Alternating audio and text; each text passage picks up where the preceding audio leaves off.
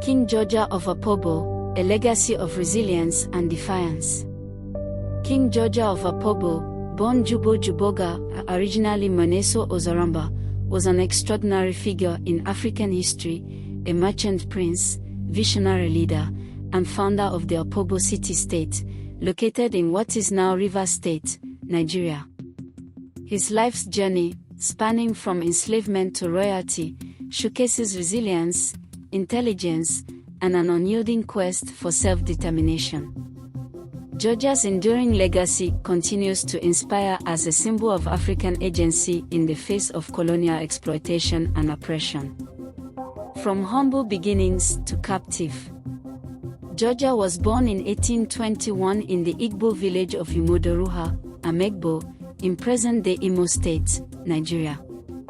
He grew up in a region rich in culture and tradition but vulnerable to the disruptions of the transatlantic slave trade. At the tender age of 12, his life changed forever when he was captured, likely as a result of inter-village conflicts or as punishment for violating a cultural taboo. Sold into slavery, Jaja was taken to Bonny, a flourishing trading hub in the Niger Delta.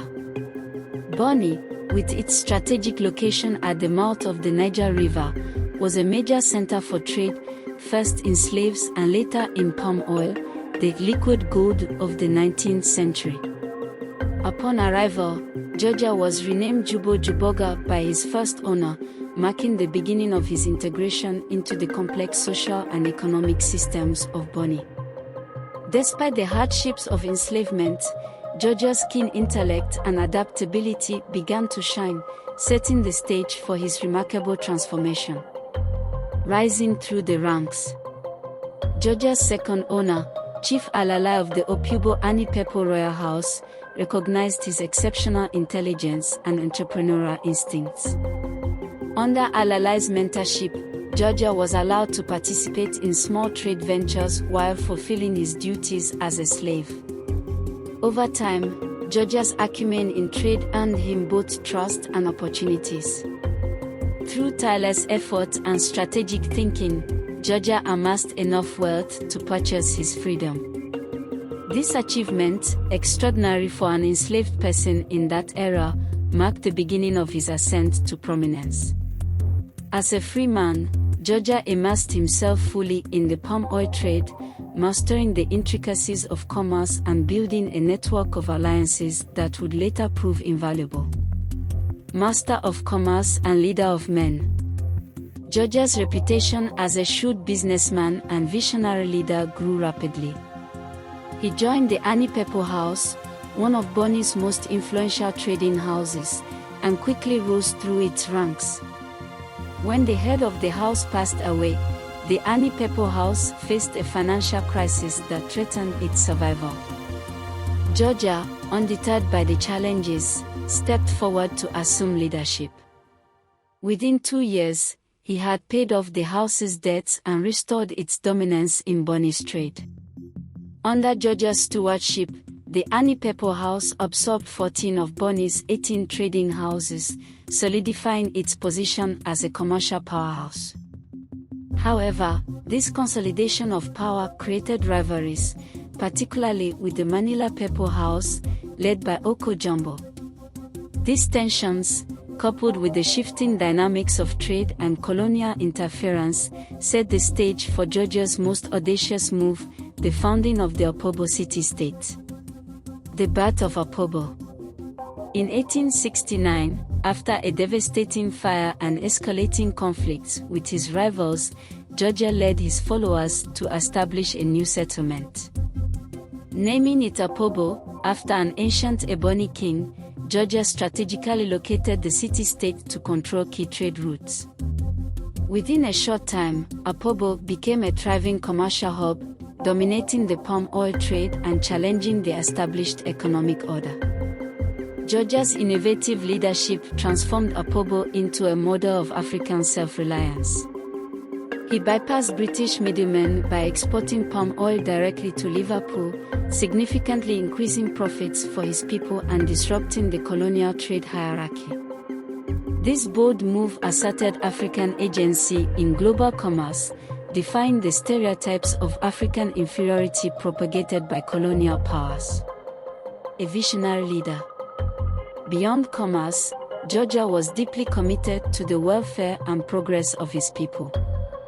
Recognizing the transformative power of education, he built schools in Opobo and employed African American teachers to ensure high-quality instruction. While he embraced Western education, Jaja resisted cultural imperialism, rejecting Christianity and preserving indigenous religious practices. He promoted a blend of progress and tradition, ensuring that his people retained their cultural identity while engaging with the modern world. Jaja also established a system of governance that balanced autocratic and communal decision-making. He levied taxes on British traders operating in Opobo, asserting his sovereignty and protecting the economic interests of his city-state. His leadership style, firm but fair, earned him the loyalty of his people and the respect of his contemporaries. The clash with British imperialism. Jaja's success and independence inevitably brought him into conflict with the British Empire. By the late 19th century, Britain's ambitions in Africa had intensified, fueled by the Industrial Revolution's demand for raw materials and the geopolitical strategies formalized at the 1884 Berlin Conference. At this conference, European powers divided Africa into spheres of influence, with Opobo falling under British jurisdiction. Jaja's refusal to cede control of his city-state's trade to the British was seen as an affront to colonial authority. He continued to levy taxes on British traders and resisted their attempts to dictate terms. In 1887, the British Vice-Consul, Henry Hamilton Johnston, invited Jaja to a peace negotiation aboard the warship Goshawk. Despite assurances of safe passage, Jaja was betrayed, arrested, and charged with obstructing free trade, a euphemism for defying British exploitation. Exile and the tragic end. Jaja's trial in Accra, in the Gold Coast, modern-day Ghana, was a farce. The charges against him were politically motivated, and the outcome was predetermined. He was found guilty and exiled to St. Vincent in the West Indies.